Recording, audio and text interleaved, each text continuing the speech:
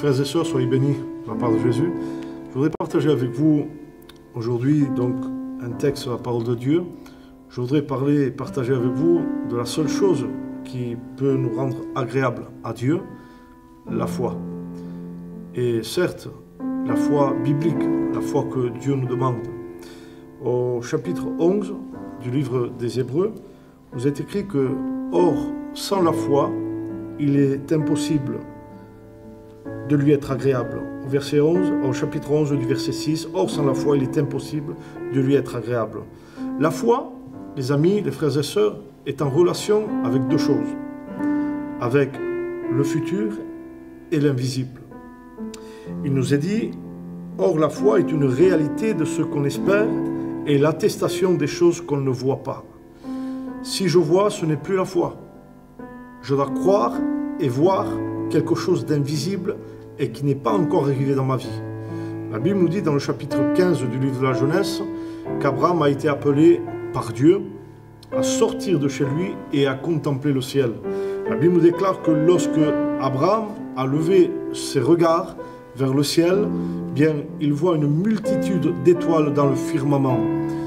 Bien, il est important de souligner que lorsqu'Abraham regarde le ciel, bien, la Bible nous démontre qu'il faisait jour. Mais Abraham contemple et voit un phénomène nocturne. C'est-à-dire qu'il était le seul à voir quelque chose que les autres ne voyaient pas. Et la foi, c'est ça. C'est même si la chose n'est pas arrivée, je le crois et je le vois par la foi. Ce que les autres ne voient pas, moi je le vois par la foi. Et même si ça n'arrive pas aujourd'hui, je crois que Dieu me le donnera. La foi biblique, selon Hébreux 11, nous parle de la manifestation de certains personnages comme Abel, Enoch, Noé, etc. Et en réalité, ce que l'auteur aux Hébreux veut nous faire comprendre en nous parlant de tous ces hommes, car il y a 17 exemples de foi dans l'épître aux Hébreux, nous parle que cette foi est une foi expérimentale et progressive. C'est-à-dire au verset 4, la foi nous parle d'Abel. La foi d'Abel était qu'il avait apporté à Dieu un sacrifice, c'est-à-dire un substitut. Abel avait la foi et savait, il était convaincu dans son cœur que la seule façon d'être agréable à Dieu, que la seule façon de revenir à Dieu après le péché d'Adam était qu'il y ait un substitut, un sacrifice, parce qu'il savait qu'il était condamnable. Cette foi en un substitut nous fait approcher de Dieu. La foi commence par le sacrifice de Jésus.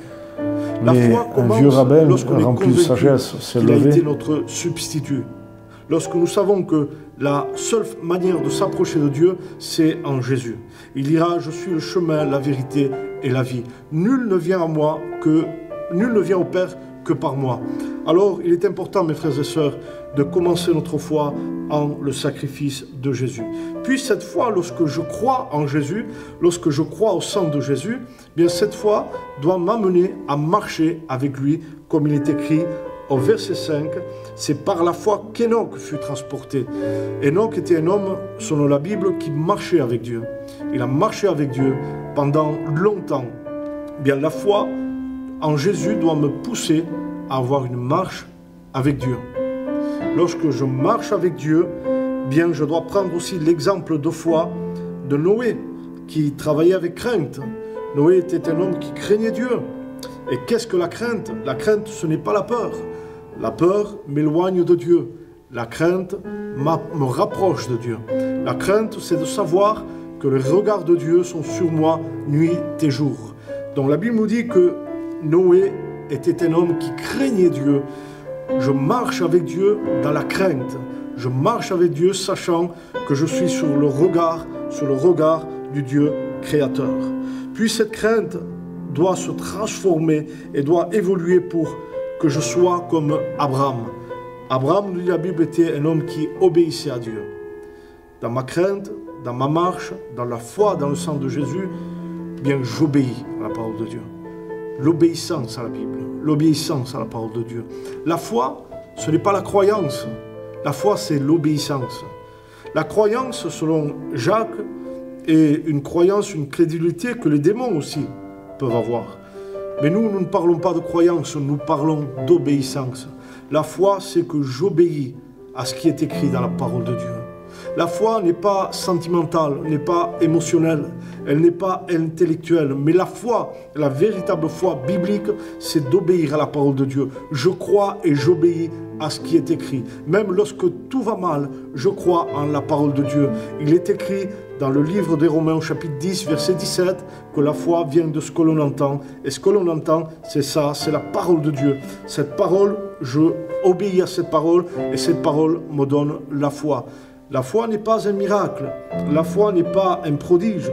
La Bible nous dit dans le livre de Jean, l'évangile de Jean, au chapitre 2 du verset 23, que plusieurs des pharisiens avaient mis la foi en Jésus à cause de ces miracles, mais pourtant Jésus les avait reniés. La foi ne dépend pas des miracles, la foi dépend de la parole de Dieu. Si nous obéissons à la parole de Dieu, bien nous avons cette foi véritable et réelle. La foi n'est pas de pousser Dieu à nous écouter, de pousser Dieu à nous obéir. La foi, c'est que j'obéis à Dieu. Par la foi, j'obéis en sa parole. Et il n'y a que la parole de Dieu qui me garde.